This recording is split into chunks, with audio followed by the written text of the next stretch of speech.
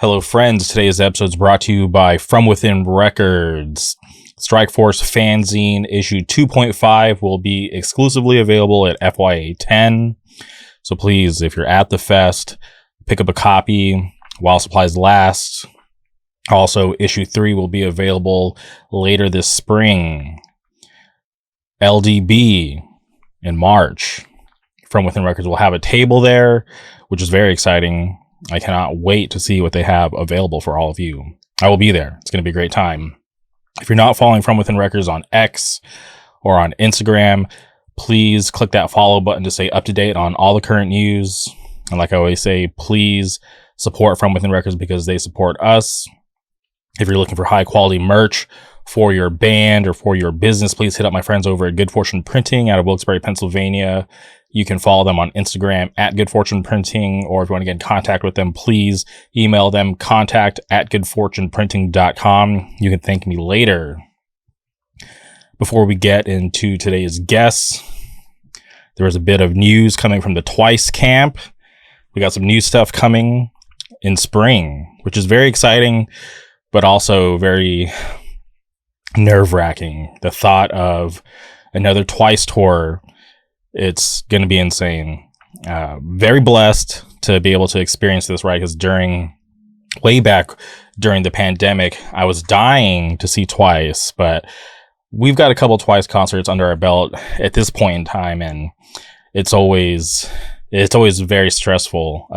First time at the Forum, went by myself, got front row. It was very poetic, very fitting for my first K-pop concert, and it being my old group and me getting front row, and had Mina and Taehyun reacting in my videos.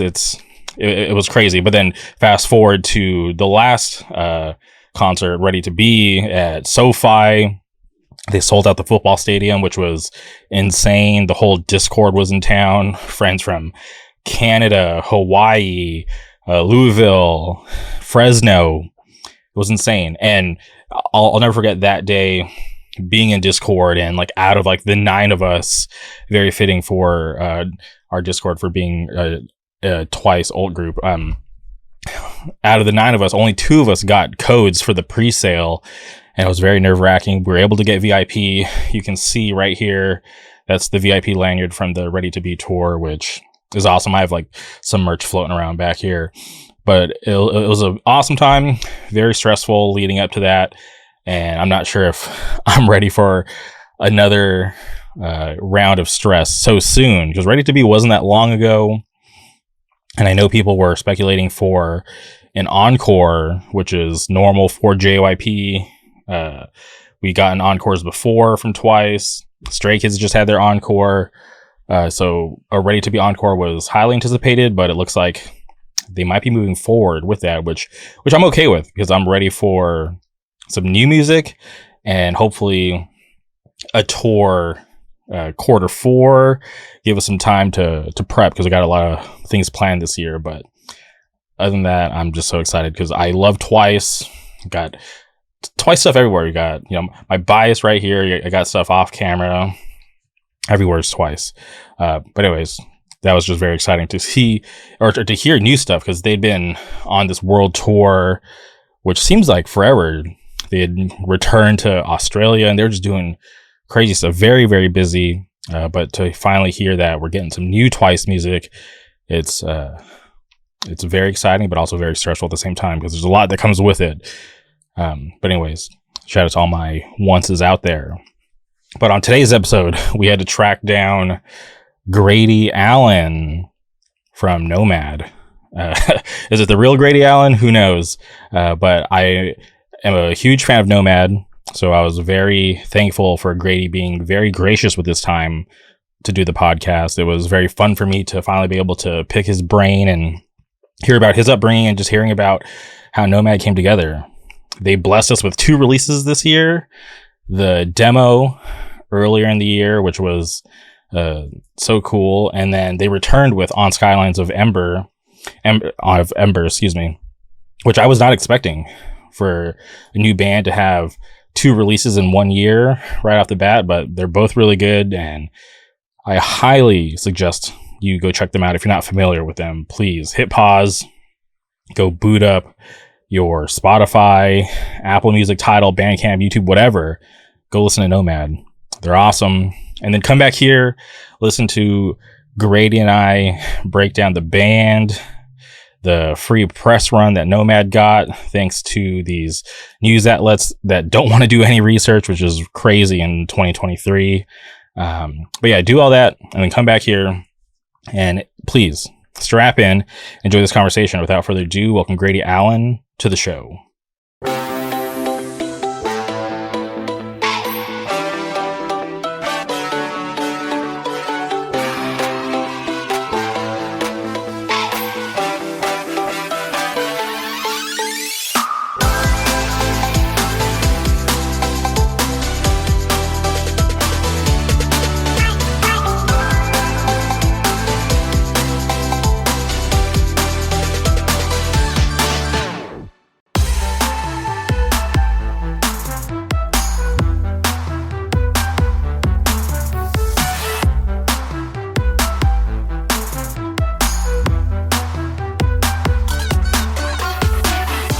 All right, and we're recording. Welcome to the podcast. Grady, how's it going? Going good.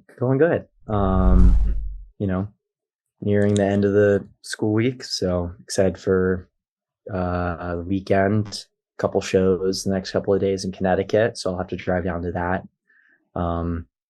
There's Ephemeral and Burning Lord are doing a show tomorrow. My friend Danny from Kidnapped is putting on. And then Foreign Hands is playing a show. There's another show on Saturday. I'm blanking on the lineup. I know Montclair's opening it.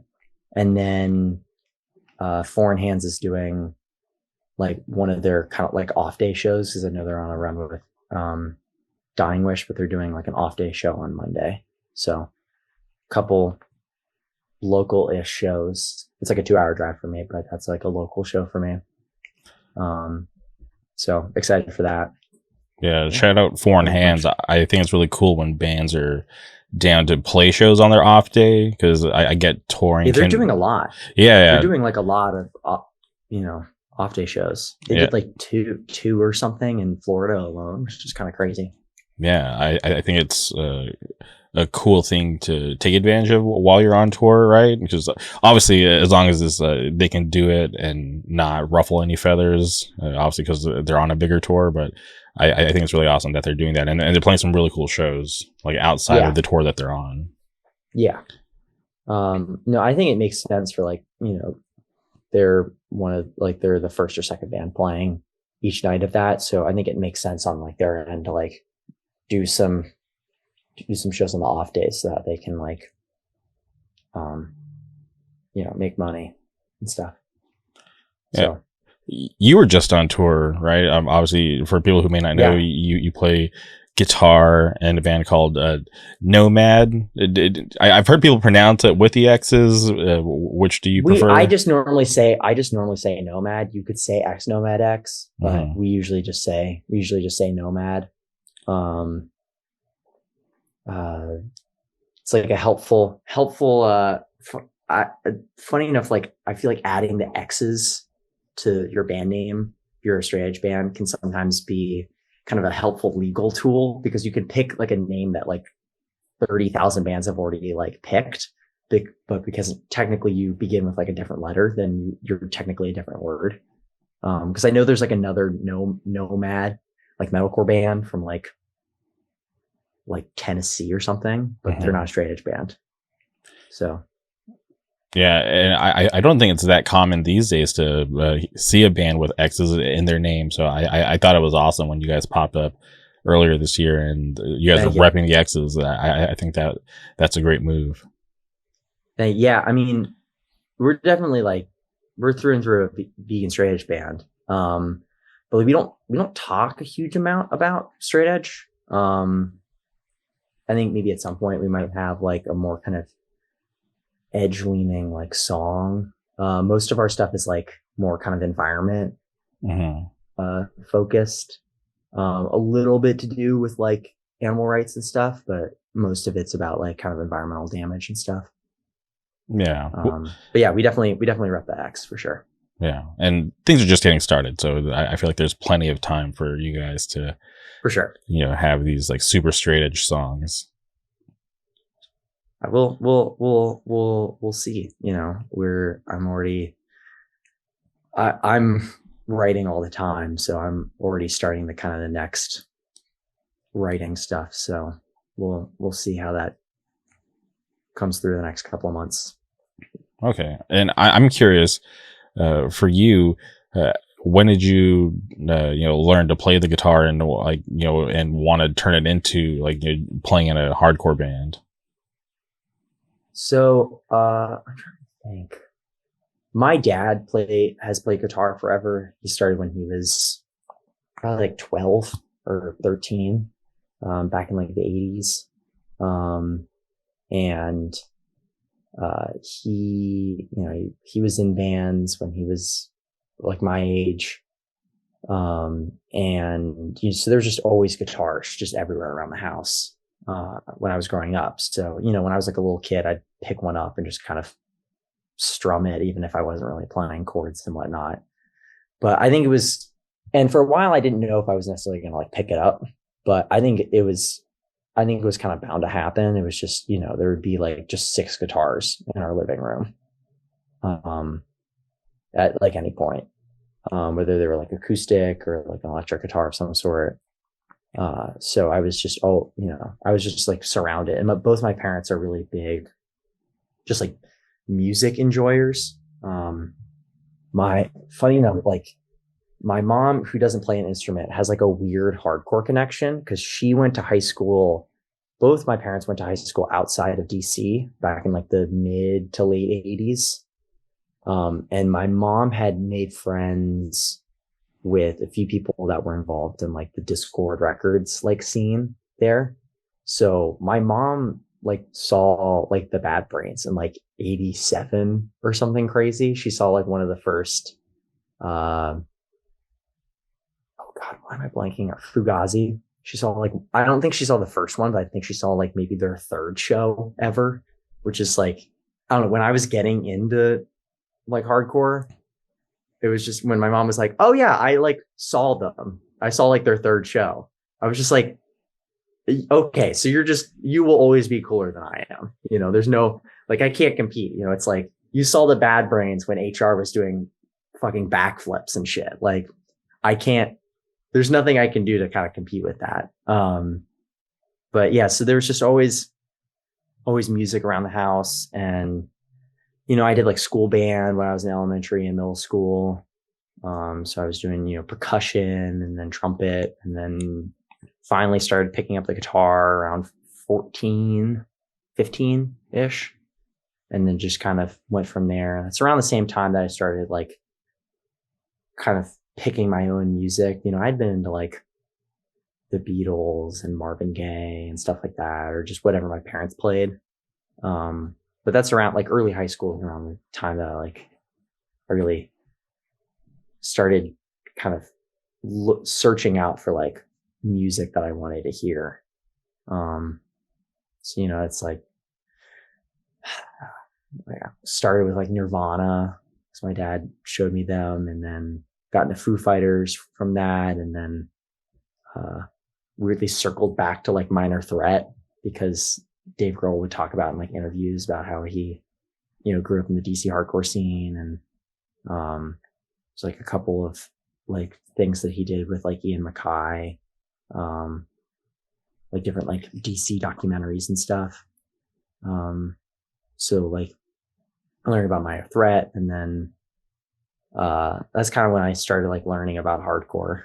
And then I don't know, I like got more kind of metal leaning stuff because I was just wanting stuff that was like more aggressive and like faster and a little better production wise. A lot of my friends kind of make fun of me that I can be a little bit anal when it comes to like recordings of stuff. Like sometimes it takes me a second to like get into like an older band, because I'm like, I don't like how like this record sounds.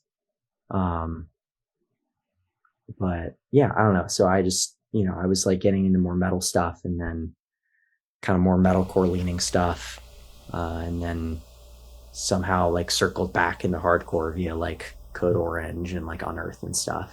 And then I was like, oh, you can have hardcore that's also heavy. Because until then, I only thought hardcore was like Black Flag and Minor Threat. I thought it was only just like American punk. So I was like, oh, I'm not really interested in that because I want to hear like heavier shit. And then I was like, oh, there's Earth Crisis and like Marauder and shit. Yeah, hardcore is so vast, right? I think that's crazy, but obviously understandable when you're younger and getting into it and not really, getting the full scope. But then, as you're getting Yeah. older and you're discovering more, and you're like, wow, this is all tied together, and there's like so much more, and it's actually like a big thing. Yeah. And I'm from West Virginia. So like I'm kind of I grew up in the middle of the woods. So like I didn't, other than like my parents who like knew about some DC bands, but like, more of that kind of mid to later era um Discord catalog, which is like a little bit separated from like, I feel like that scene kind of separated a little bit from like what the kind of rest of hardcore was doing, especially like Fugazi. I don't know, I feel like there's a lot of circles that like like indie people and stuff like got into, or kind of like more just general alternative music and shit. Like those kind of scenes like got into Fugazi and like the later era Discord bands. And it was easy to kind of miss the just kind of your standard hardcore stuff. Um so it took me a few years to like start to get more of a greater sense of everything. Okay, and I feel like I've seen you in like Florida and in Pennsylvania. How long did you live in West Virginia until you like left? Because I feel like up until today, I didn't even know where you were really from. Yeah, I'm from I have a lot of friends that like are also like get confused because I'll just be like, oh yeah, I like lived here, and they're like, motherfucker, you're like in your early 20s. How have you lived everywhere? Um, so I was born in North Georgia, in Athens, Georgia. Um, Funny enough, I was like neighbors with like the REM guys, like coincidentally. Um, my parents are not like the biggest like REM listeners, but they were always just like, yeah, they were just like our neighbors, which is like kind of a funny thing to think about. Um, and then we moved to be closer to family because my dad's side of the family is all from West Virginia, and like for Northern Virginia. And then my mom's side of the family is all from like mid Atlantic and like New York and stuff. So I think we moved up north to West Virginia to like be closer with family, and like there's some job stuff as well. And then I lived there, um, kind of like I guess full time, quote unquote, for probably like what was it, maybe like 12, 13 years. So like most of my like childhood was Mm-hmm. Western. I don't really remember living in North Georgia because we moved when I was like 2 or 3, maybe. So most of my memory is like growing up in West Virginia. And then uh my parents got divorced. And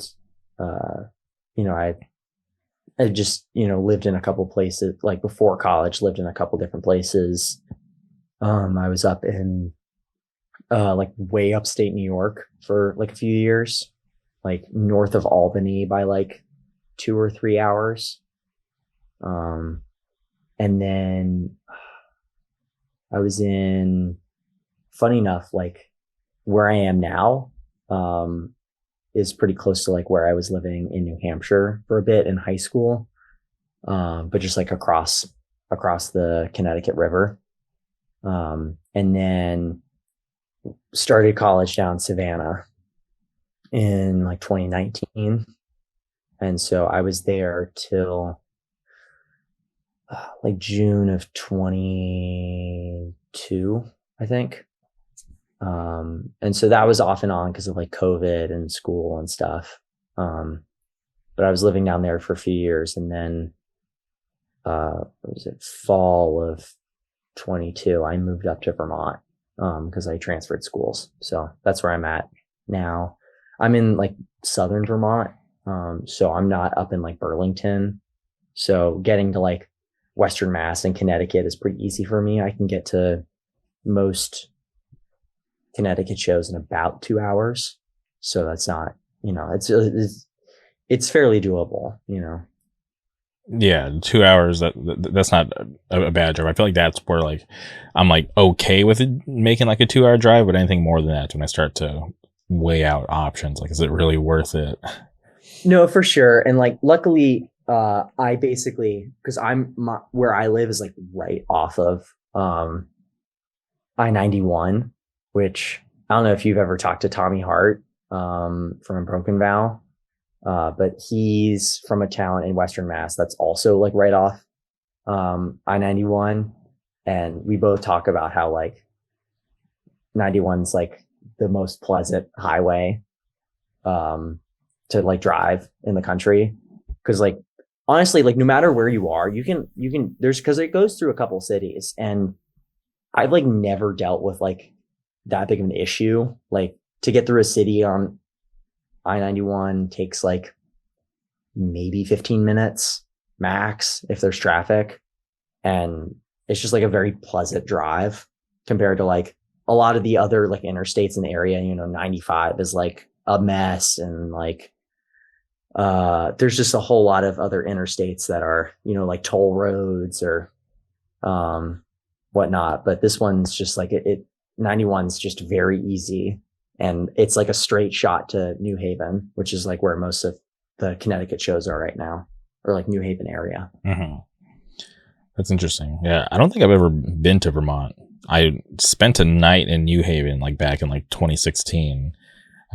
But I'm like dying to go back because it was such a weird time. I was on like this East Coast like Halloween trip with some friends, and we got into like this Airbnb in New Haven like super late, and I was just so tired. And we literally like got this Airbnb, slept overnight, and then left in the morning and went straight to Boston.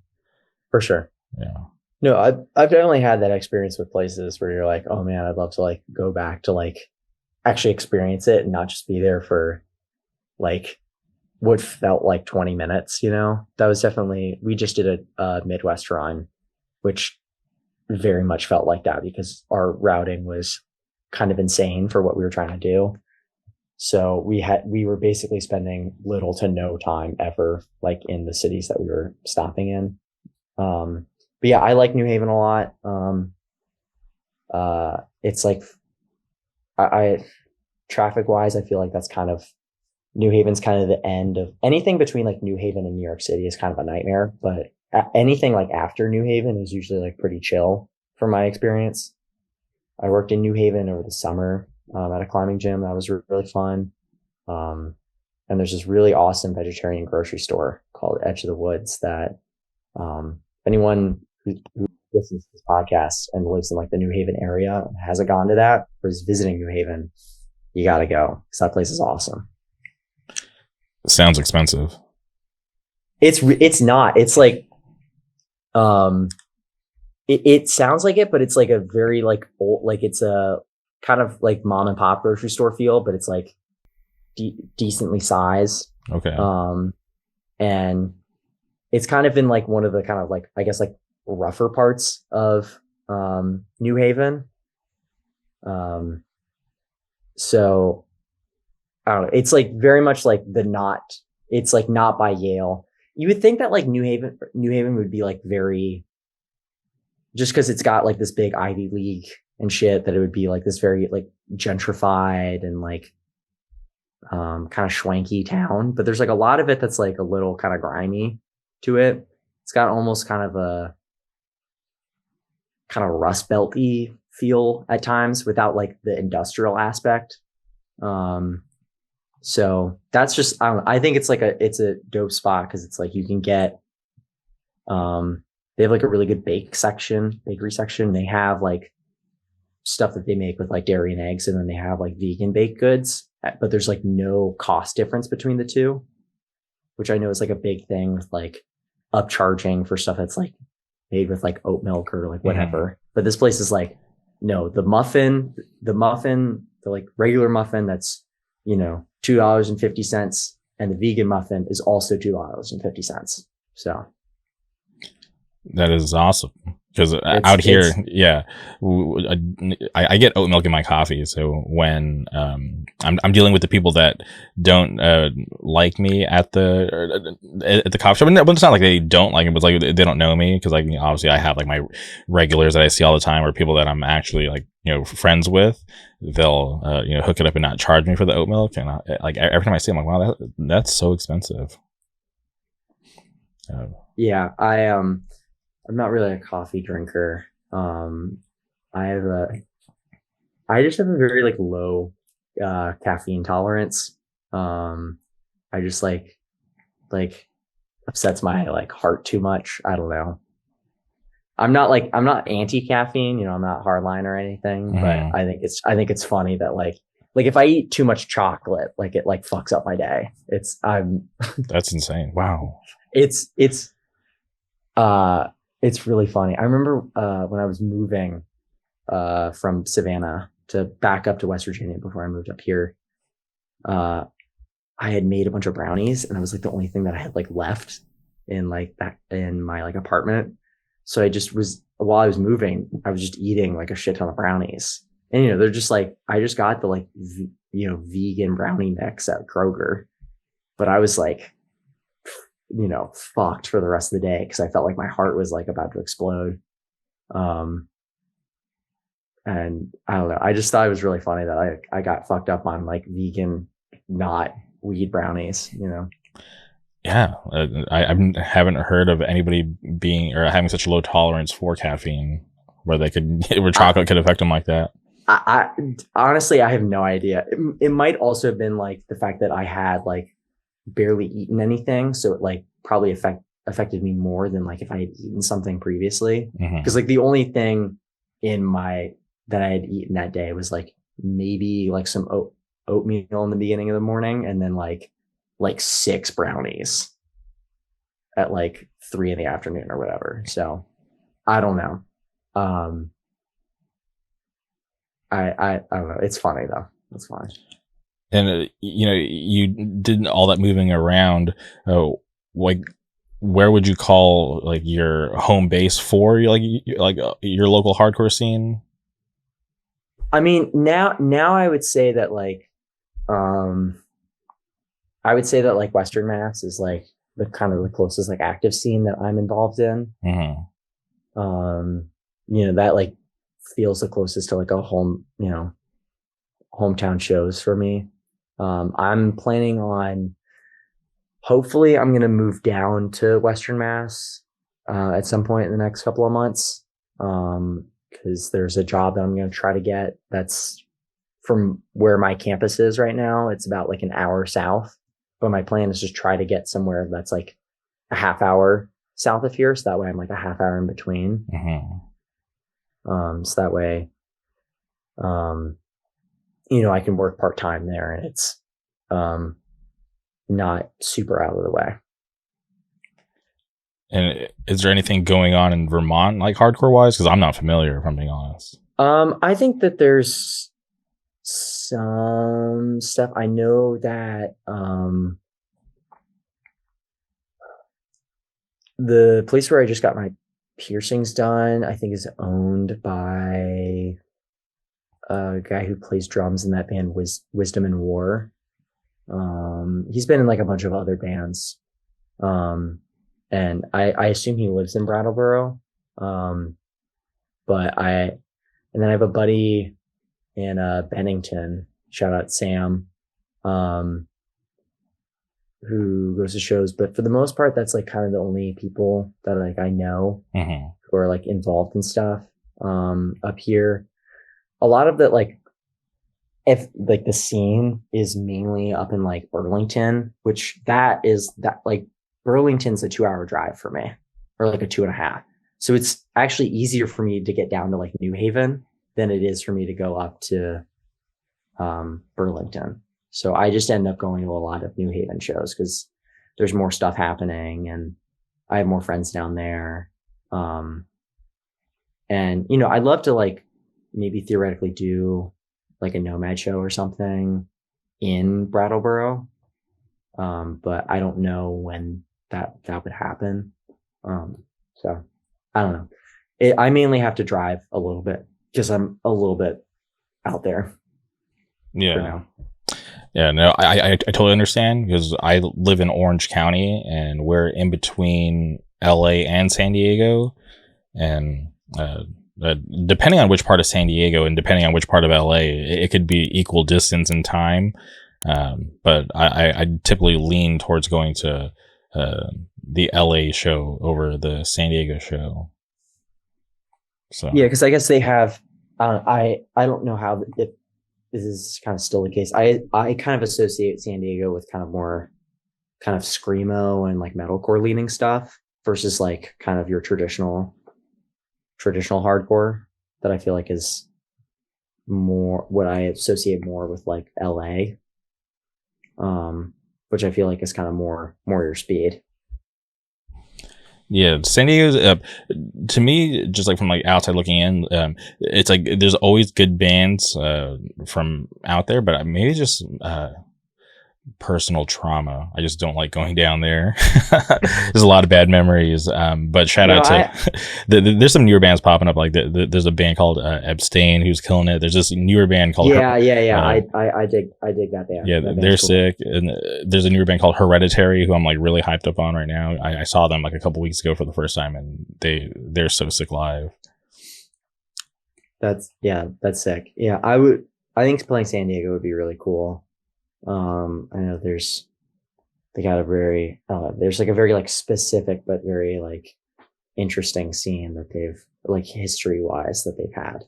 And a lot of stuff that's like I definitely need to kind of explore that because I'm obviously I'm like way more familiar with like East Coast stuff. Mm-hmm. So that's definitely like a goal of mine is like learn more about like West Coast stuff because I just don't, I don't listen to like a whole lot of West Coast bands. There's a ton of them. I know. There's a lot. I don't know. I'm trying to move it up to New England. I had to kind of update myself on all the kind of local legends and stuff up here. The Die My Wills and the all the the Connecticut triple threat and everything.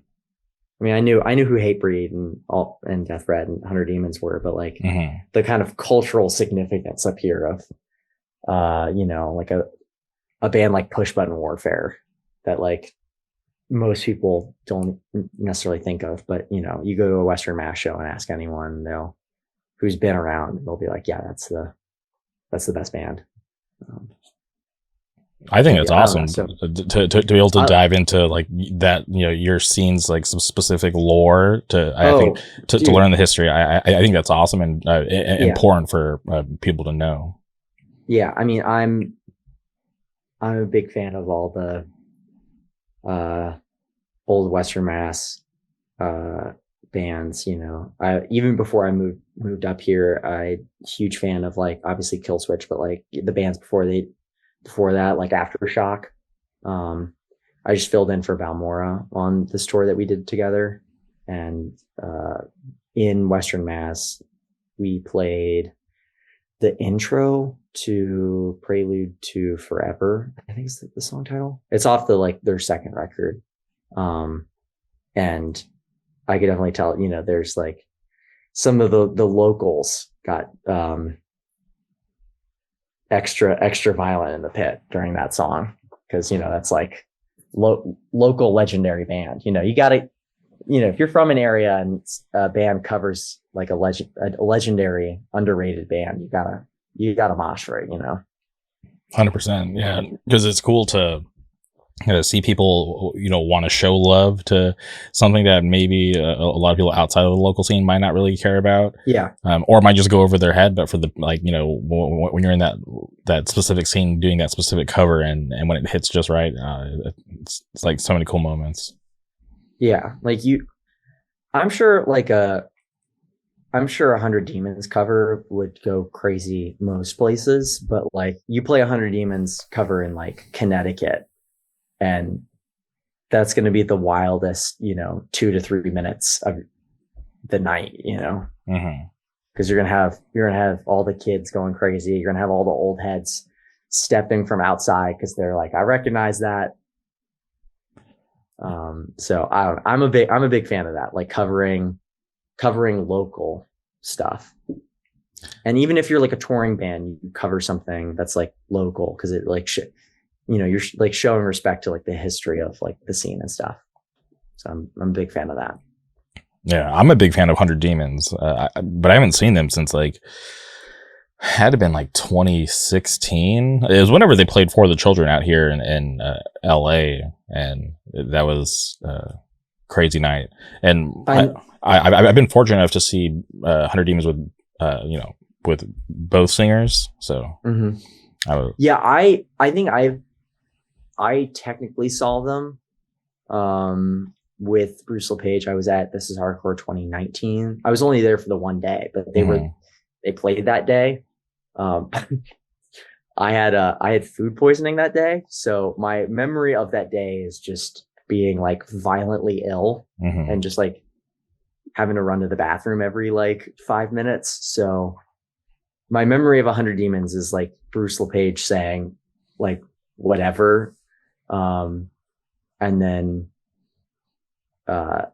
me just being like very sick. So it would be dope to like see them and not be like incredibly ill. And I know that they were going to do New England Hardcore Metal Fest with Bruce LePage, but I know that like fell through for some reason. So I would hope at some point they would be able to do it with like the OG lineup, because I think I kind of prefer the like Bruce era 100 Demons versus the other guy. I'm blanking on his name. Pete. Yeah, maybe that's just my appreciation for Push Button Warfare coming out and whatnot. But yeah, no, see, I like both. When they played out here in 2016, they played a new song and they said they were going to come out with a new record, but that never happened. Yeah, I know one of the guys was playing in Aston Blood for a while. It's a bit, I need to kind of deep dive into their catalog. I think I've only like really listened to like the Foreign Hand Split songs. It's like a band that I've been meaning to like put some time into. I just haven't gotten around to it. But yeah, I know that like one of the guys was in that band, but I don't. I know the singer's like off doing like whatever now for that band. So I think they're. I've heard like rumors that they're like up to something, but I couldn't say what. Yeah. I had the Ryan White from Cast and Blood on the podcast like years ago, and we chatted not too long ago. Hope he's doing well, but still a fan. I think their music, everything they did was great. Yeah. That's the singer, right? Yeah, I heard something. He was like he was now like a pastor or something. Oh, really? Yeah, I don't know. I just heard that like very different kind of life path now. Right. So I'll have to text him when we get off air and see how he's doing. I'll check in. I don't know. I don't want to like make any like claims here or anything, but like that's just like what I've heard is that that's what he's been up to. So I don't know if it's rocking for him, it's rocking with him. So yeah, but yeah, hopefully at some point we can get a new 100 Demons record. That would be awesome because I think their music's great, but I feel like it's been long overdue. Yeah, I bet you they still got some riffs in the tank. Yeah, I feel like I'm sure they do. They're too talented to not have riffs, especially since it's been so long. Yeah, they got like 20 years of material that they can just comb through, you know. Yeah, but what would that be like? Because for me, I would just be curious if it would even like, sitting on a riff for so long, like would it even fit in like the modern era of hardcore, or would it sound dated? Because there's like music that I listen to, like bands that have like come back, and I'm just like, I wish you never came back. This is just seems weird. For me, I feel as if like when I listen to 100 Demons, it's not, like they got heavy parts, but I feel like, especially from like Bruce LePage kind of era, it's almost kind of more like vocal oriented, in a way. Like I feel like compared to like stuff now where it's like, I feel like bands now are doing like a mosh riff every like 15 to 30 seconds in a song. And I feel like they were a little bit more like meticulous with like how they were like more particular of like, okay, we'll have a riff that like every man who's above 240 pounds in this room is going to go crazy for, but we're also going to write a song per se. I think that's like what made them such a good band, is that they weren't just like, here's mosh riff after mosh riff. They were like more meticulous with their like songwriting. So I would hope that they would lean more in that direction and not just try to like be like, okay, well, kids are only going to mosh now. So we just have to write a record of just mosh riffs, Mm-hmm. Yeah. That's my 2 cents. And I like it better that way because I feel like it makes those mosh parts more meaningful. Oh, for sure. I mean, in a completely different way, that's like the same, especially for Nomad, but maybe even Defiant Path too. I would definitely try to like have it where, you structure it out where like you do like the payoff, but you structure it in a way where like that feels more rewarding. So whether that's, you have like a passage of like clean guitars before like a chorus or a breakdown or something, or you have a fast riff that then leads into or like a melodic section that then leads into like a hard riff or whatever. I think that there's ways to like craft a song, and it takes time. Like I don't think I wrote a song that I could like listen back to and like really enjoy until I was like in my 20s, and I'd been playing guitar for like 5 years, so it took me a while to like really like come into my own as like a songwriter. There's actually funny enough, speaking of 100 Demons, on the new Nomad EP, the what I'm blanking on which I can never remember how to say the name of the 100 Demon song.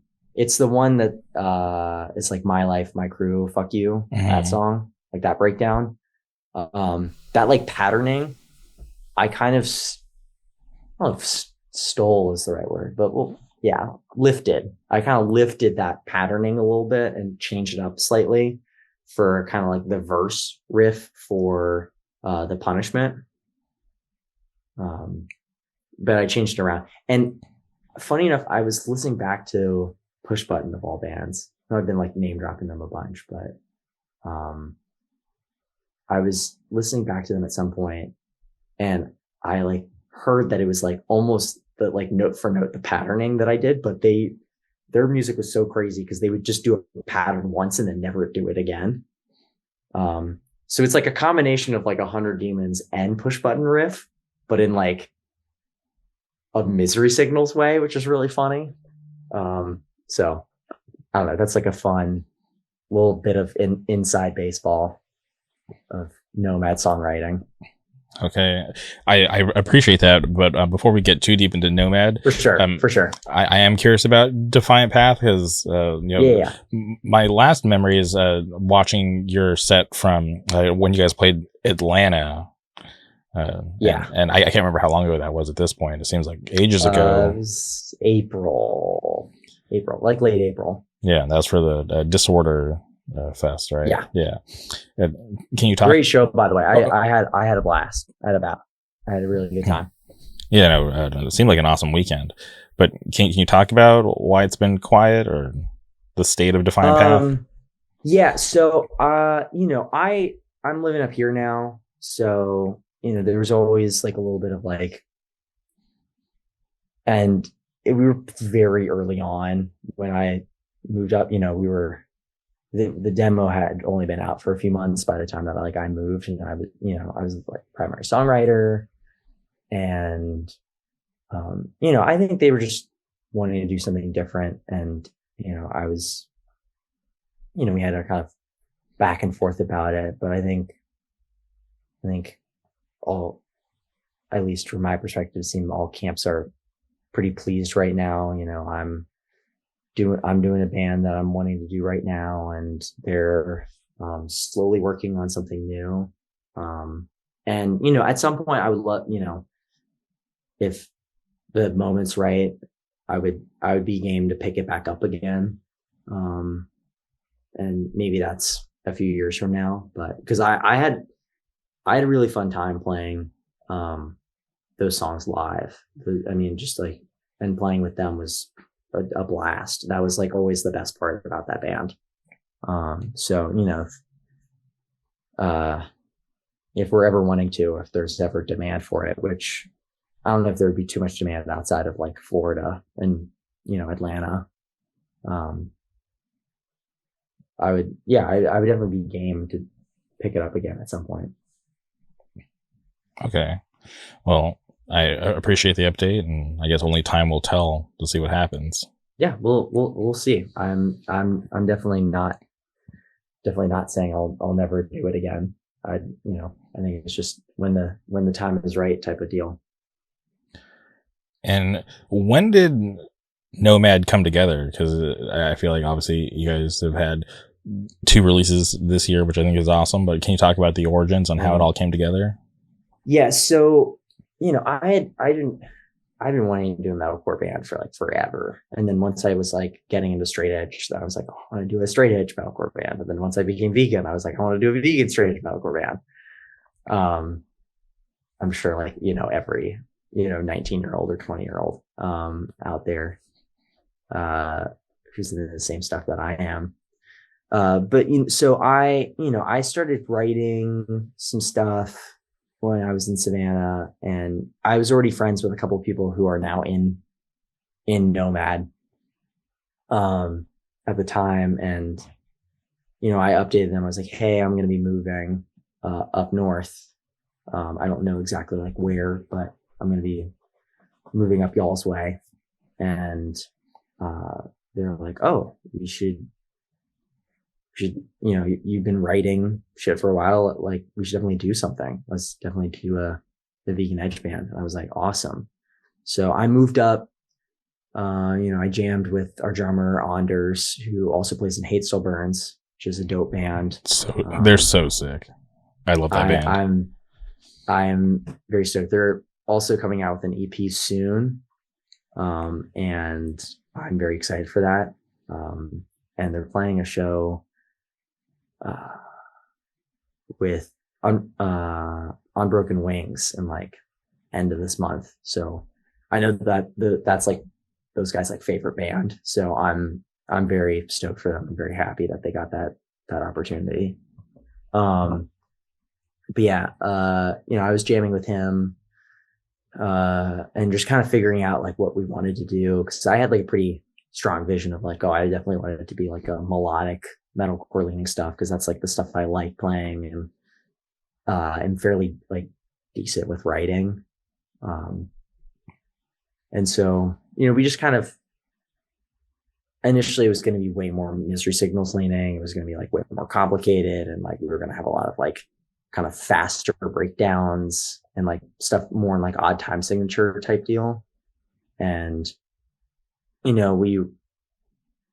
had some pushback with members of like, let's just try to kind of keep it simple, especially for the demo. So I think the demo was I don't know if compromise is the right word, but like I think the demo was kind of an initial starting point of like where everyone was in the band at the time of like um, sonically the kind of the jumping off point of what we wanted to do. So having those melodic Seven Angels, Misery Signals parts, but then also having kind of more throwdown and like It Dies Today type breakdowns. I think is especially for the demo, I think that's the best way to like summarize it. I love that you referenced Throwdown because obviously a local band from my area, huge For influence sure. on me as a person. So shout For out sure. Throwdown. But I'm a huge fan of the last track on the demo, Future Primitive. I like, Yeah. yeah, that song is so hard. Thank you. It's funny because that's the one that I feel like gets underappreciated. I feel like the like class favorite is Now for sure, and then the kind of the sophisticated pick is Wild Peace. I have uh Eric from Off the Tracks. Shout out Eric and Off the Tracks. Mm-hmm. Big fan. I've chatted with him a couple of times because I know that like our sound is like very much like not his forte. It's just I understand we're like a metalcore band and it's like very melodic at times, so I understand that can definitely not be people's cup of tea. But he was chatting about how he really liked Wild Peace, which I found interesting because I would assume that like someone like him would appreciate Future Primitive more, because I feel like Future Primitive is like the kind of almost Bury Your Dead type song. It's like the more straightforward, it's the heavier leaning song. I don't think sonically we don't sound similar to this band, but a big band that like helped influence the kind of breakdown writing style was this band from Connecticut in the 90s called Die My Will, which I know is a very like New England kind of legendary band. Is not a lot of people outside of the region listen or talk about the band, but that band is like some of the most ridiculous mosh parts you've ever heard in your entire life. A lot of our early videos, you'll see that we like play a cover at the end of the set that's like a minute and a half long, and it's a Die My Will song. Also, Cast in Blood used to cover the same song a few years ago.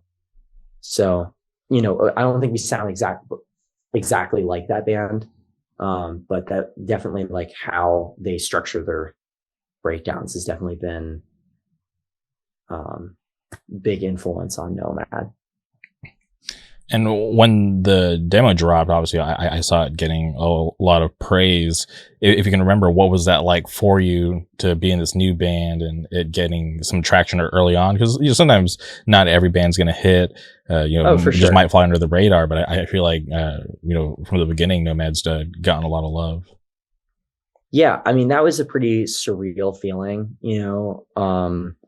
Divine Path was always a little bit more of an uphill battle, if you will, to like kind of get stuff. I think that's why us playing House of Disorder was such a like rewarding feeling, because it felt like we're starting to kind of see the kind of fruit of our labor kind of come to fruition. And I think that that's also like a totally I'm not kind of dissing that way of growing a band. It's almost more genuine in a way, because you're not having a bunch of the cool guys in the scene being like, oh, we like this band because we're homies with them. It's like you kind of had to work for stuff, which I definitely appreciate in hindsight. But yeah, Nomad, I think it was just like perfect time, perfect place. With our demo, we dropped it the same week um as the Balmora EP, like a few days before that. And then a few days before we dropped our demo, the first split release between Days and Afira happened, and with Since My Beloved. So I think that brought on a lot of eyes from Days being like, oh, what's this like new label? Like what are they up to? Maybe they had heard about Since My Beloved, or maybe they hadn't. But I think it brought a lot of eyes onto the label, and then we were the literal next thing that like got announced on the label, and pretty shortly after that. So I think people still had it kind of in their minds of like, oh, what's this label? And it was just kind of like, here's the next thing. So I think it was like, and then it was also then Balmora, which is, they've, gone through the stratosphere. Great and it's band. been so dope. Yeah. I had, I mentioned earlier, I had the pleasure of playing bass on the run, and I had such a blast. Those songs are so much fun to play. Those are such like close friends of mine at this point now, and if I ever get the opportunity to do it again, I'll take it in a heartbeat, because playing with that band is so much fun. And like I feel like both with Balmora and Nomad, I feel like when one gets an opportunity or kind of grows, it helps the other one. So it's like both bands are kind of helping benefiting each other and helping them kind of grow steadily, which I think is nice to have, because like, we could have definitely taken it as kind of more rivalry oriented, which would have been dumb, but like we could have done that where we'd be like, oh, we're going to try like outdo Balmora. But, the fact that we're such close friends and chat with them all the time, and we're doing shows with them and tours, it helps grow both bands, and it also grows the label at the same time. So it benefits a lot of other bands like that. The new band Ashara from Syracuse, that gets a lot more eyes onto them. So I think it's like a win-win for everyone. So I'm liking the dynamic. Afira is awesome. Shout out Vaughn, Senti, Jay, Brandon, Alfredo, Tommy. Trying to remember anyone else that's like a part of it. Because there's a bunch of people involved in the label, and they're all awesome. They've been like super supportive to us through like a lot of different things, just generally helpful. So, yeah, Afira is awesome. Yeah, from an outsider looking in, I look at what you guys are doing, and I just don't know if you guys have just had this perfect timing, because it just seems like everything's hitting, and it's awesome. I think everyone involved, including them, I think they were thinking about like releasing a couple of like their friends' bands and stuff, and like doing a zine, and like I don't think they were expecting it to be as like big as it like got, or like get as big as quickly as it did. And I think they've spent the last couple of months trying to kind of catch up and make sure that they're in a decent position to kind of like run a business now, because that's like what we're dealing with, like we're going to do a pre-order probably by the time that this episode drops. The pre-order will have probably gotten up for the EP, so I'm expecting that to do pretty well, and hopefully that'll help fund some future developments that we have planned. Which, yeah, I don't know. I'm very excited, and yeah. I think it's cool to be part of like a moment where it's like our whole friend group is like, bro, what is happening right now? Because we're just like, it's like everything's just kind of going through the roof at the moment, which is so cool. Yeah, and I think it's really important to show too that you don't have to, go to like a big label to make your mark. You guys just, Yeah. created your own thing. Yeah. And you guys, I'm seeing like people who I didn't even think were into that type of music, like, posting your guys' stuff. Like I'm constantly seeing, all the bands being reposted on my social medias. And I'm like, that's like such a cool thing to see. Cause the only reason why I'm in the know is because obviously like I'm, fan of Adrian, right? Shout out Alfredo. He's always been super kind to me. So just, being tapped in with them and just kind of watching this thing grow, I was like, holy shit, this is insane and cool. Cause, I've had, behind the scenes people, in bands wanting to try to make it on these established labels, which is totally cool. But at the same time, it's just like, I don't think newer bands should be focused on getting signed. I feel like they should just do their thing and just just kind of figure it out as it happens. Like so to see these like newer bands pop up and do their own label and it pop off and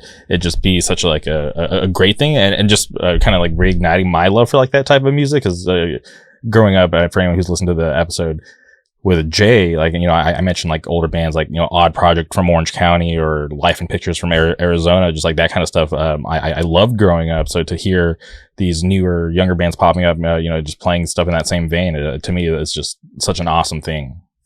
Yeah. I mean, I feel really good being on A Fear right now. I don't think the band has any interest at the moment. And like, I think it'd be cool to do like, if another hardcore label had interest in doing like a split release with us or doing some sort of like a thing for vinyl or, whatever, I think that would be cool. But I don't think the band has any interest in like label searching for, trying to do like a bigger thing.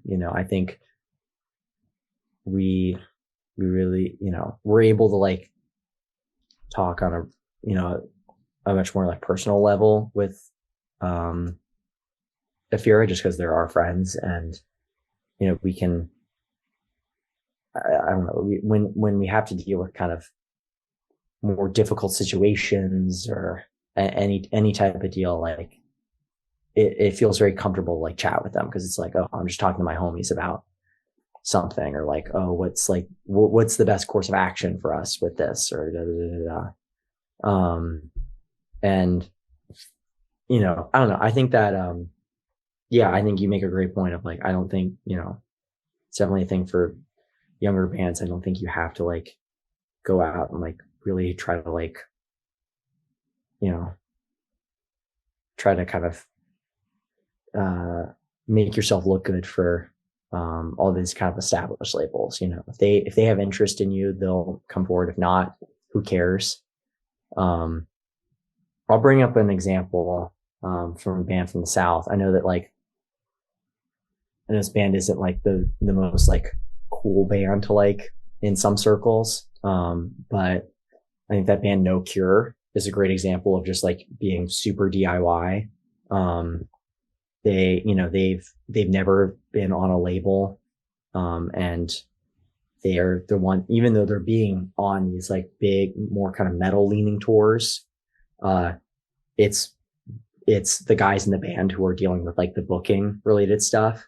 So you don't have to be you don't have to be friends with all the, the cool or like established people to like be doing a band that's like doing well. And like, they've created they have like a fan base now, and like they can do really cool shows, and they can do they can do things on their own. You don't necessarily have to do it like the quote unquote like traditional route via hardcore, where you try to like know the right people and then kind of deal with all the scene politics of like, oh, this promoter is like the person that you need to like communicate with. If you're doing something and the old heads or the established cool people or whatever are not fucking with it, but you got a bunch of kids that are rocking with it and wanting to see y'all and shit, then go for it. Who cares? 100%. Yeah, I feel like as long as the music's like undeniable, you'll be fine. Yeah. Um, yeah, I think that's definitely, I don't know. I have a lot of friends in like the Midwest and the South and stuff. And I feel like those scenes can get sometimes a little overlooked by like the hardcore establishment, if you will. So Hmm. seeing like those guys succeed is really awesome. I think of like a band like Prevention. Oh, so I've good. Yeah, I've been friends with those guys since for like 3 or 4 years now. Like pre COVID, I was friends with those guys, and they were just this like small hardcore band from a small scene, and they always had to travel someplace. They always had to go to like St. Louis to play shows or whatever. But they like immediately once COVID restrictions were lifted, like they had the scene in Springfield, Illinois. Like I don't think at any point in history you can go back and be like, yeah, the Springfield scene was like the scene you wanted to hit sometimes over Chicago. Because I know a lot of people are like booking Chicago's hard and like, because it's a lot more like divided but sonically.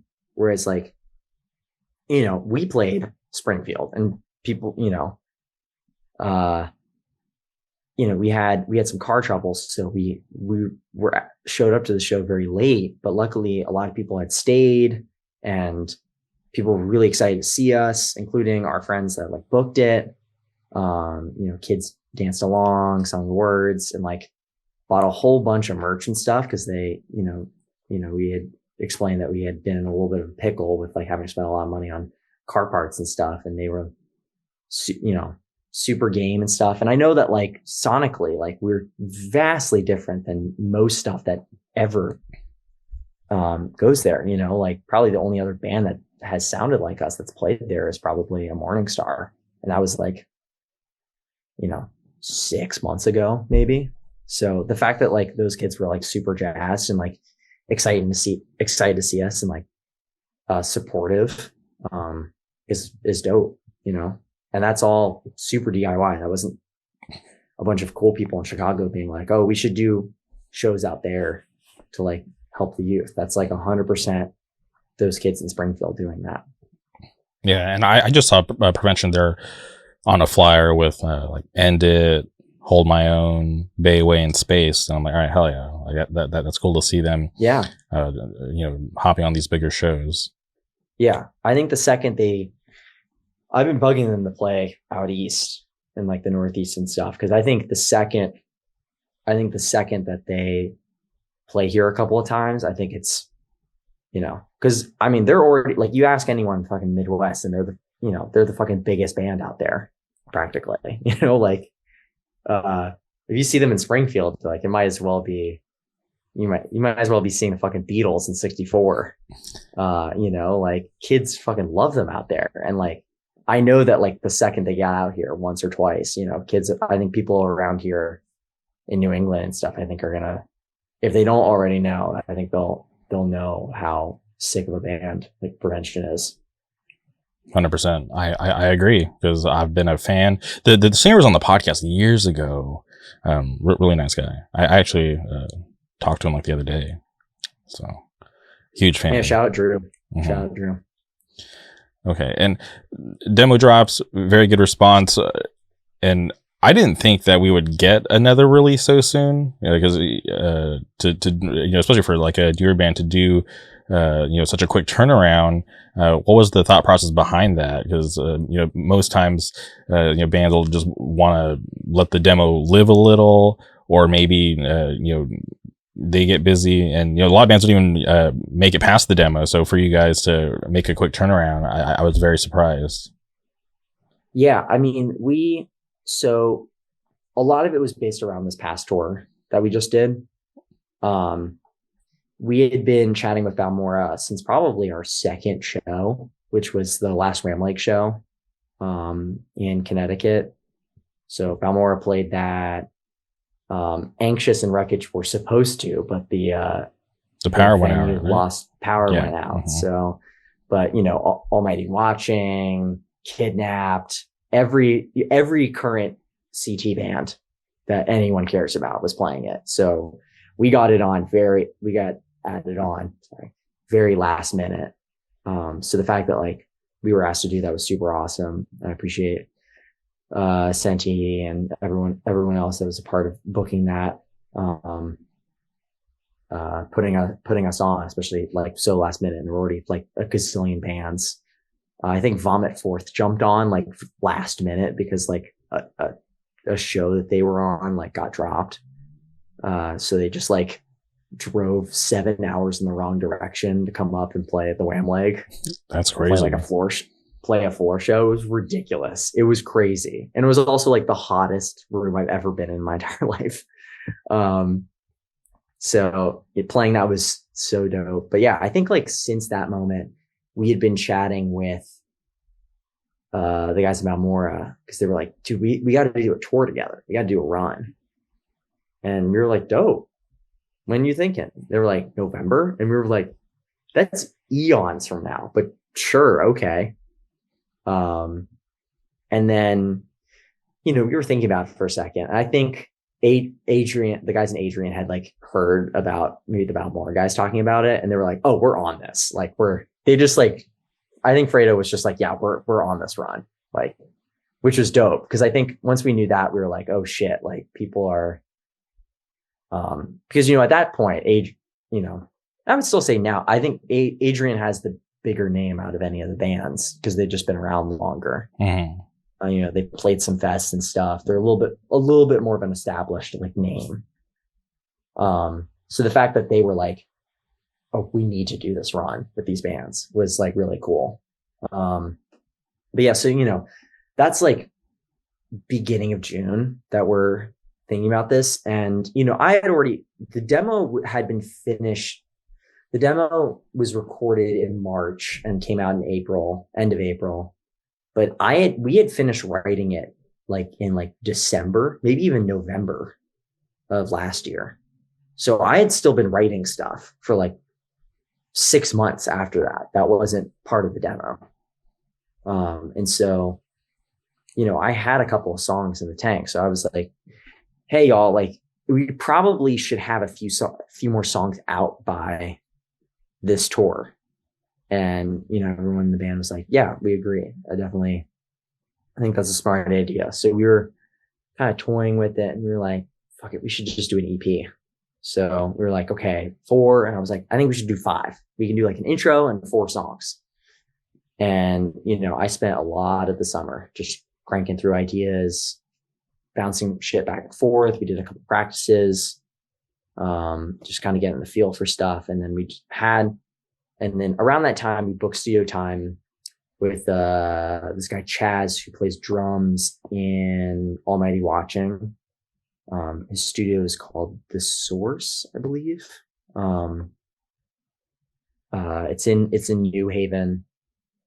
He's done all of the Almighty Watching stuff. He's done Wreckage. He did the Broken Vow LP, and he did the Balmora EP. So we were like, we had done the demo with Will from Restraining Order, out in Western Mass. And that was great. And I had a lot of fun. But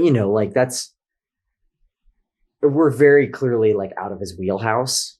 And I think it was great for the demo, and I had a very enjoyable time like recording with him. But I think we wanted to go with someone who could kind of elevate it sonically to kind of like the next level, and really like had a little bit of a better idea about like the direction we wanted to go sonically with it, and just kind of get the best out of the best sound out of every instrument. So, we went with him. We booked some time. We finished up the songs, recorded. We ended up doing vocals about a month later because our singer was not available at the time of the initial recording. But they gave us time to like mix all the instruments before we did vocals.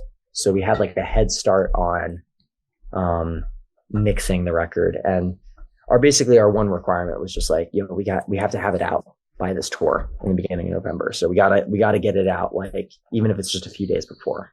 So it came down to the wire because we went on tour for a bit, and like while mixing stuff was happening, so that like kind of complicated communication with like mixing and stuff, because we're on the road and they're doing mixes and stuff, and we're having to kind of listen to the car a bit, and that's like the only place we can really listen to it. So we're having to kind of give our notes and stuff. But Chaz knew like exactly what we wanted to do, and we barely had to do any mixing notes with it.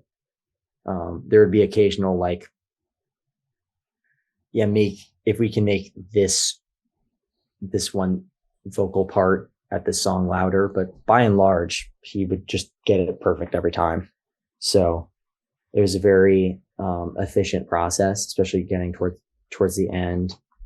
We had Senti from Balmora do the art, and we had all of that. We uploaded the files about a week before it dropped, and got approved by DistroKid, got put online, and I don't know. Now it's at like 50,000 collective streams or something crazy on Spotify. So the response has been insane. So, are you okay to talk about that mix up with I forget the outlet that wrote it, but obviously multiple, 100%. Like, it's just so funny. Yeah, because obviously I'm friends with Grady from Anxious, and I'm just on social media, and I saw him repost it. And I was just dying because I knew I am metalcore. Yeah, because I was just dying because I was like, I know exactly what this is, and obviously he's a good sport and reposted it, and I was like, okay, this is cool. Obviously, funny mix up, but also it gave you guys like this cool free press run. Yeah, listen, if any publication ever wants to mix us up and say that we're an Anxious Side project, like go ahead. Obviously, like it would be dope if you corrected at some point, but if you just want to blurt it out there and not like double check before you publish it, like we'll take the free press. I'm not complaining. I can't speak for the other Grady, but I can speak on Nomad's behalf that we're not complaining. But yeah, I think it was Stereo Gum that initially posted it, and then Brooklyn Vegan posted it, even after we had everyone under the sun had made like a gazillion memes about it. Mm-hmm. Then like Brooklyn Vegan immediately like did the same mistake. But yeah, I think Saragum had said that it was, so my name is Grady Allen, and it's spelled the exact same way as the other Grady Allen, who's an Anxious, was in One Step Closer, Last Straw demo, which Dude, I keep bugging him. They need like I've heard of this mysterious LP or EP or whatever for years now, and I need it dropped. I need to hear it, because I'm not the biggest Youth Crew guy. Really? Okay, I'm a huge fan. But I love Last Straw. I'm very picky with like Youth Crew. I think there's like specific stuff I like. I don't know. Sometimes I feel like it can be a little. There needs to be like a little bit of like a bite to it, There's like an aggression, and kind of. If it's a little too positive, I feel like it kind of loses me a little bit. Not to say that like that's like bad or anything, or like you can't have like positive Youth Crew and stuff, but I think there has to be like, it's still got to be like angry music, at the end of the day, or like aggressive. So obviously like, Floor Plunge is a classic. A lot of people bug me about this, but I am a huge, huge fan of the Monkey Fellow demo. That's like, oh wow, that is, I know, but that's my favorite, because I don't know all of the lines, but I know most of the lines, and it's just anytime I put it on, I have a blast. I'm laughing the whole time. I'm having a great time listening to that demo. But yeah, obviously like even like Judge or something, like the kind of a little bit angrier leaning, kind of more raw leaning side of like Youth Crew, I generally enjoy more versus like Gorilla Biscuits or something. Not to say that like Gorilla Biscuits bad, it's just like I kind of prefer some other bands to them. So yeah, Last Straw is awesome. But I guess, yeah, to get back on point, sorry, that was a long tangent. Um, I think they had seen the name, and I think because the Fear is based in Connecticut, um, the the label on Bandcamp was like hardcore, because you know how you can like label things on Bandcamp with like different like tags and stuff. Yeah. So I think one of them was just Connecticut. So I think they just saw that like guitars, Grady Allen, like Okay. Connecticut. So I think I don't blame anyone for like mixing that up. I feel like that's like Grady's such an uncommon name that that's definitely what I would go to for sure. But I think it's just funny that like multiple major publications made like the same mistake. But it was funny, like the guy edited the article a little bit later and like had a really snarky remark and was like, apparently there's another guitarist from Connecticut named Grady Allen.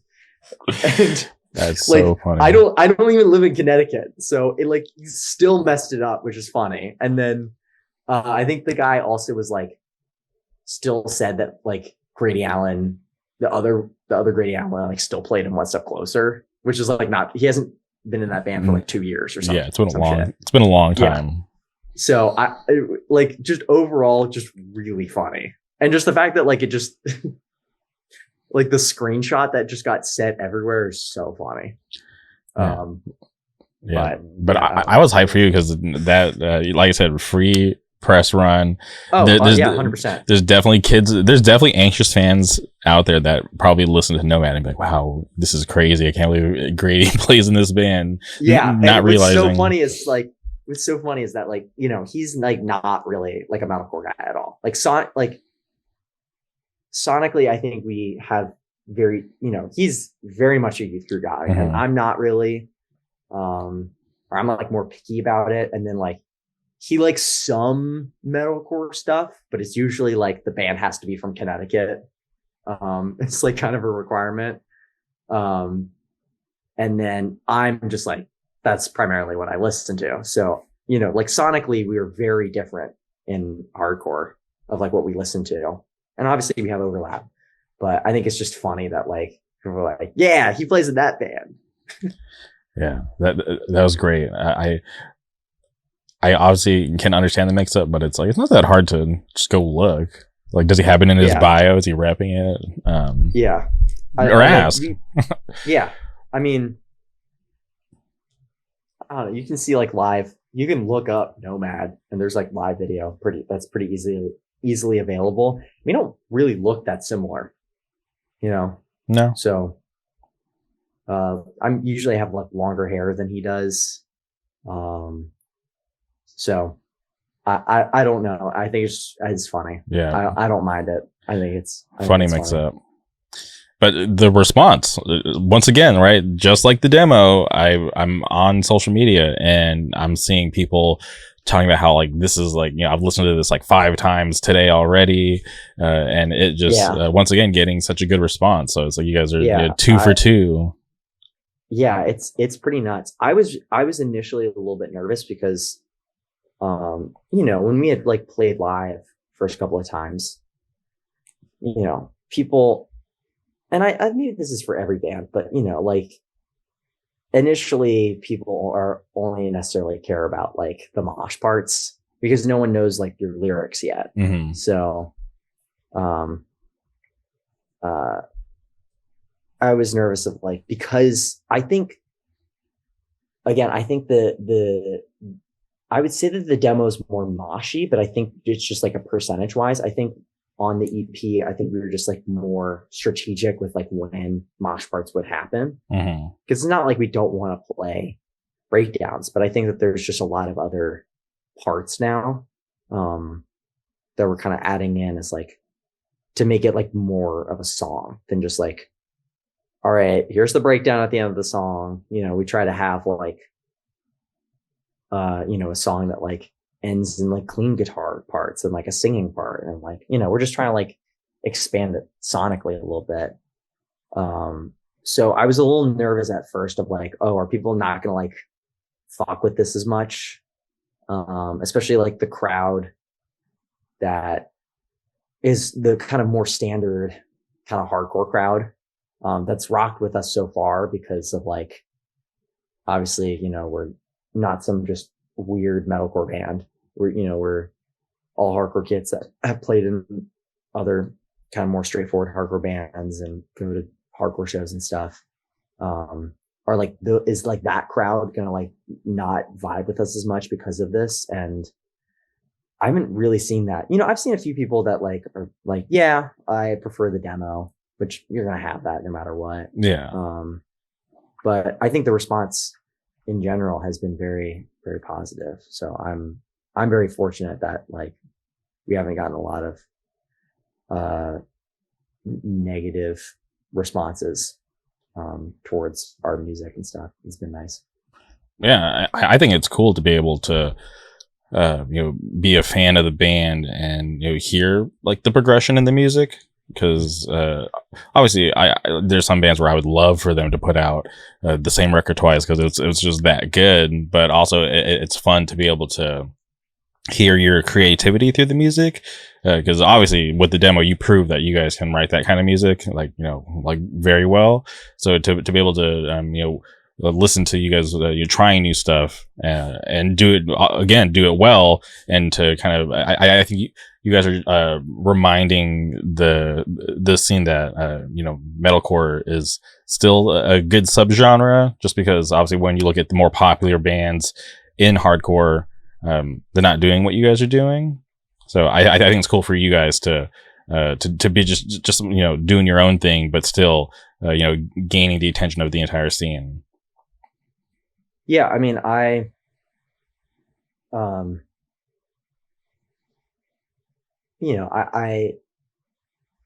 when I was getting into hardcore, I feel like, which was not super long ago, hardcore was going through a big metalcore wave at that point. This is like 2017 through about the beginning of the pandemic. You had Vane and kind of all the bands that kind of came out of kind of the Code Orange popularity of like Vane and Sanction and Jesus Peace and Vatican, million other bands that like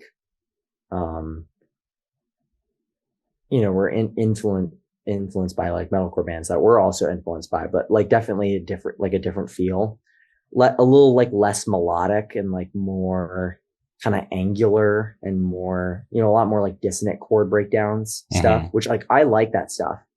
Don't get me wrong, but that was definitely like the it flavor for a hot minute. And now we're in the I don't know, are we still in like the beatdown phase of hardcore right now? Yeah, I think we're coming towards the tail end of that, if I'm being honest. Yeah. But like that's been the big it flavor for a while, is getting Tsunami and Pain of Truth and getting Bulldoze on a fest, which like I think all those bands are good. I'm not necessarily complaining. I'm just noticing that that's like the big trend. And like I feel as if the bands that I've done have not always necessarily been like the kind of the immediate it trend at the moment, like Defiant Path was way more kind of straightforward hardcore, a little like Youth Crew inspired. I don't know if I would say Youth Crew exactly, but like Youth Crew inspired hardcore, which like I love, even though like Sonic, like I don't listen to like that type of hardcore a lot of the time. Like I love playing that stuff and I like writing that stuff a lot, and I like playing like straightforward hardcore shows a lot. So I was having a blast, even if it's like, oh, I'm gonna listen to like if I'm gonna listen to Aftershock probably more often than I am Youth of Today, but I like playing and doing kind of normal regular hardcore. So I was having a blast with Defiant Path stuff, even though like I could clearly tell that like we were sonically doing something that was very, very different to kind of the main trend right now. And I would say even Nomad is yeah, like, yeah, we got mosh parts and we're heavy and stuff, but like we're we're in a weird spot where like we're way too, we're way too heavy for like all the kind of more adjacent, um, kind of more kind of emo leaning bands or whatnot that have gotten big, or all the kind of the fiddlehead, anxious, military gun type of, it's like either hardcore bands or people who have all been in hardcore bands, and kind of, play hardcore fest and stuff. Like I feel like there's kind of that's very popular right now. And then you have the like just heavy and like a song that's 2.5 minutes long and it's just kind of talking shit about someone you don't like. Which I like both things, but I know that we have like weird attributes of like both things of like, we have parts that are like ridiculously heavy. We play in like a really kind of crazy tuning, so it's very low. So kind of anything that we chug on sounds ridiculous. But we also have like really clean, like one of the songs in the EP ends with a 1.5 minute clean part. And like 40 seconds of that is like a clean singing part. So, and also has like several breakdowns in the beginning. So I know that like we're mixing and matching a lot of stuff that like could throw off a lot of those camps of people, but it seems as if like we're like a weird like middle ground almost. We're like the melodic hardcore people are kind of getting a little bit of taste because they're like, oh, I have to like sit through a breakdown or two, but they have a cool like sing along part. And then all the kids who just want to mosh are like, yeah, they got crazy parts. So it's like a cool balance, is what I've noticed. So Nomad is the bridge. Maybe, I don't know. Maybe we are. Yeah, I think maybe if we try to position ourselves, maybe we'll do fairly well. So yeah, but also sometimes it's tough to see those kind of things in real time, right? It's always like way easier in hindsight when like the history has happened. Yeah, but I do appreciate what Nomad is doing, what Afira is doing in general, because it's just like I think just from talking to Jay from Balmora and now talking to you and just watching it from the outside, it's just like, to me, it's just such a cool thing to be witnessing in hardcore in 2023. Yeah, it's I'm really excited. I think that there's a lot of, I know that all of us are also starting like different projects too. We always are coming up with different band ideas and stuff, and whether or not a lot of those come through fruition or not, there's a lot of like youthful excitement around the label and the scene. I think it's there's a lot of scenes in the area that have gotten a good kind of revamp recently that has been helpful to scenes to have kind of a boost. Before I moved up here to Western Mass wasn't having a lot of shows regularly, or if they were having shows, they were fairly small and they weren't, the most kind of well attended shows. And, Connecticut was kind of coming out of a period of, having, pretty wild, to say the least, shows, with, if you look maybe 7-ish years ago or like pre-pandemic, you had bands like Laid to Rest and all of that kind of cohort of bands that were kind of the main bands popping off in Connecticut. And like I dig those bands for sure. But you can definitely hearing some of the kids in Connecticut talk about how like some of our friends being like, yeah, we were kind of the only kind of younger kids that were showing up, because I think a lot of kids were kind of more nervous at shows because it was just like these like crazy, kind of more beat down leaning stuff. And now I don't think that the heaviness or the craziness of shows is like being sacrificed at all. To to that much of an extent, but I think that there's much more of an opening for like kids to like be involved because they're like, oh, I'm, it's people like my age who are like running and like doing the shows and bands that like I don't necessarily have to worry about like getting my teeth knocked out of, it's just I might get spin kicked, a few times on the show. So I think it just as someone who has recently moved up here, I can't speak for like the long-term history of the scene, but it seems as if a lot of scenes that are very Athira impacted, band wise, I think are experience a good like growth with having a lot of like younger kids get involved, which at the end of the day is like the kind of the most important part about a scene. Yeah, honestly, getting to know Grady Allen, or the other Grady, not you, but just seeing how proud he is of Connecticut.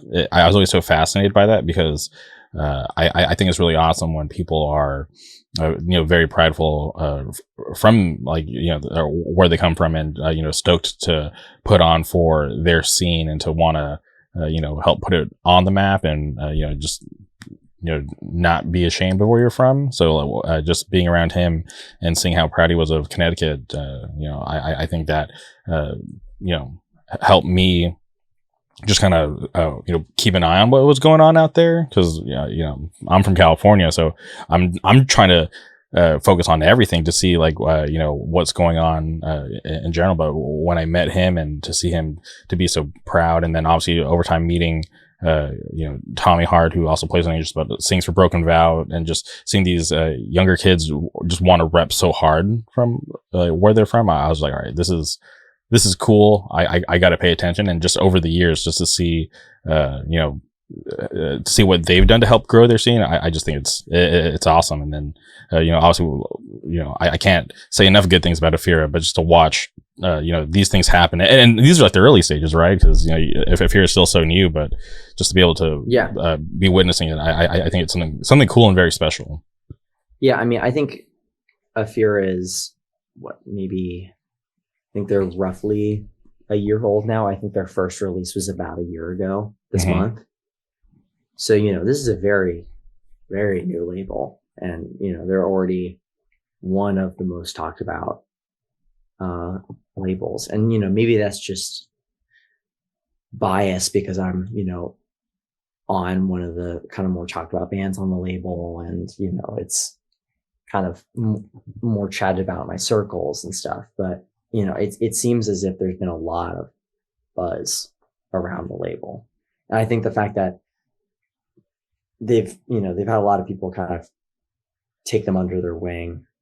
Days and Lumpy has been very helpful to them and very supportive. He's technically the official bass player for Balmora now. So that I think that shows his I think that shows something of like, you're already running a label, but you're stoked on like another label that's also existing in like the same scene, and that again could be seen as like your competitor. Cause I know that Days has been putting a lot until very recently has been basically the label for the last like few years to, if you're like a metalcore or melodic metalcore leaning band, to like get onto. So the fact that like he's been helpful to them, and Alex Casey from Streets of Hate has been helpful to us. He helped do like a last minute run of tapes before our run. So to know that they're like kind of the more established people in the scene who have labels are being supportive of Athira and people on Athira is really dope. And I'm curious, the tour that you guys just went on, can you talk about the Syracuse date? Oh, can I? That was the best show. Our record release was really special. That was the first day. So the tour was Holyoke, Massachusetts, which is in Western Massachusetts. So opposite end of the state from Boston. Poughkeepsie, New York. So that's Hudson Valley. So an hour or two north of the city. Syracuse, New York, kind of suburbs of Philly, but like Philly area, and then Baltimore. And all the shows were really dope in different ways. The uh, the first show in Holyoke was our like a record release. So that was awesome to like have that, and it was really like cool moment. It was like our first like real official headlining show. We headlined before, but this felt like kind of the first time where it like really felt like we were headlining, so to say.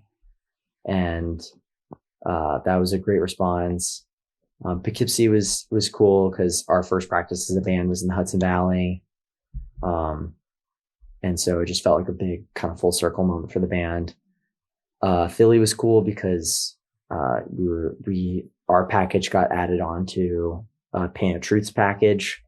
So knowing that, I think Bob was the main guy booking that, but that like Bob and Joe and all of them were, not wanting to kind of, were wanting to kind of add us in onto that, onto a, significantly bigger deal than our tour. Because like our bands have hype, but obviously like Pain of Truth, it's a record release run, like that's gonna bring out like hundreds of people. So the fact that like they were adamant about adding us on to that run, and making that work was really dope. And then Baltimore was the last day of the run, and a road and morbidity. Morbidity. Morbidity. Deity. No, it's deity. I think it's deity. Yeah. I'm so bad. I'm so bad with it. Shout out to Sean Krim. I was there like split record release, so that was cool to be a part of like that celebration. But Syracuse was the best show. I'm gonna be honest. Like that was new Afira band, Ashara, incredible. If you liked Balmora, you're gonna like Ashara. It's a little bit different. It's I don't really know how to describe how it's different, but it's similar influences, but it's doing something a little bit different. The breakdowns are a little less. I feel like Balmora breakdowns are kind of more kind of Connecticut and kind of Western Mass leaning, a little bit more Aftershock influence with Balmora, and this is kind of the mosh parts are just like a little bit different, but kind of similar deal of like kind of at the gates worship, kind of black metal influence a little bit within metalcore, and melodic and stuff. A lot of like Black Dahlia Murder kind of feeling with some of the stuff, but like slowed down. That band is incredible. There's a bunch of videos from the first set. The first set was insane. That was a highlight of the run, period. And then we had Godskin Peeler, who was also on the Poughkeepsie date. And we had Deal with God, both very cool upstate bands. Deal with God, I think, should be releasing new music soon. So if they're about to fucking pop off, because that band's sick, and I can't wait for them to have like a kind of more substantial, kind of bigger release. I'm not sure who they're going through, but I think it'll be a big moment for that band. I think a lot more eyes will be on them. But they're a big deal in Syracuse, so their set was crazy. And then it was us, and then Adrian played, and then there was a secret set from this band called Roselle Got Her Wings, which is an Afira band, and metalcore, mathcore type stuff. There's a song on the full length that dropped this year called Incomprehensible Domination, which is the exact perfect 2 words to describe that band. It's like the most crushing, insane breakdowns you've ever heard, but also like in the most like incomprehensible time signatures you've ever heard, and nothing repeats. Just like watching the drummer, the guy's name is Ben.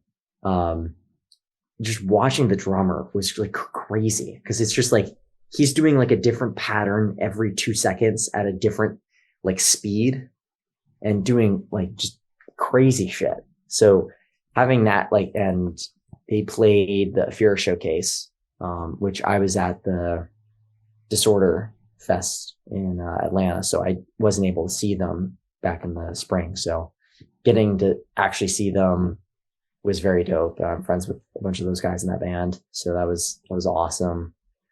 And then Balmora played, and that was sick. And I got to playing 2 sets every night, but that I don't know, that show was just incredible. That's going to be looked back on for a long time as kind of like I think a legendary show for kind of our subgenre, kind of, I guess, Afira-core type bands, and then also for just Syracuse in general. It was just old school vibes, but in like the best possible way. It was very sick. That's awesome to hear. I'm such a huge fan of Syracuse. And I credit Dylan for the Balmora podcast, and probably led me to this one. So I'm a huge fan, and I love shout out Dylan. Yeah, shout out Dylan. Dylan's awesome. Does a lot of awesome stuff for the scene, but I just love seeing that connection. So that's why I had to ask about that specific show. We were, I think that was one of the day. I think Western Mass was like a kind of obvious choice for us. That's just been like home base for Nomad, and Balmora always does well there. And Adrian, when we were booking the run, Adrian hadn't played out there, but they played out there twice now, and both times have been awesome. And yeah, we just had a very, we had a good connection with the people in like our home scene. And then Syracuse was one of the days where we were like, we have to play Syracuse, because that day is going to be crazy. And we don't have anything planned right now, but we're definitely thinking about getting back to Syracuse as soon as possible, because that was such an awesome vibe. That's awesome. That's great to hear. And I noticed you're repping the Trail of Lies hoodie. Yeah, I am. So I'm. Shout out Trail of Lies. I never saw them. No, you never saw them. I know. I wish I did. But yeah, friend had it, and I was like, okay, let me get that. So sick. I never got to see them, but they're I don't know. Maybe one day, if they ever do a reunion, might be fun. But yeah, shout out my friend Tom Harris. He's currently living in Arizona. Plays in a new band called Two Guns. They just dropped an EP recently. So shout out Two Guns. Shout out Tom Harris. I love Tom. Okay, well, Grady, this has been awesome. I'm happy that we're able to do this. I'm a fan of Nomad. I'm stoked to see what you guys continue to do in the future. But before we sign off, is there anything else you would like to say? Yeah, we have some stuff planned. I don't think we have anything planned for the rest of the year. Maybe we'll do something in December, but I mean like a one-off. But we have it. I think we're just kind of. We had a very busy last month with doing 2 different tours and this record, so I think we're all kind of trying to take a break for a hot minute, kind of catch our breath. So we got a bunch of stuff planned for the beginning of next year, a lot of really awesome shows. Unfortunately, I can't say anything. Maybe if this gets whenever this, maybe stuff will be announced by the time that this podcast gets up, but there's nothing I can say currently, unfortunately. At least on air, but yeah, thank you again. I really appreciate it. No problem. Any Affair band is welcome on the Jamie OK podcast anytime. Open door policy to all of you. I'm a fan. I appreciate your time. Awesome. Thank you. There's definitely. Oh, go ahead. Definitely a couple people that you should definitely get on.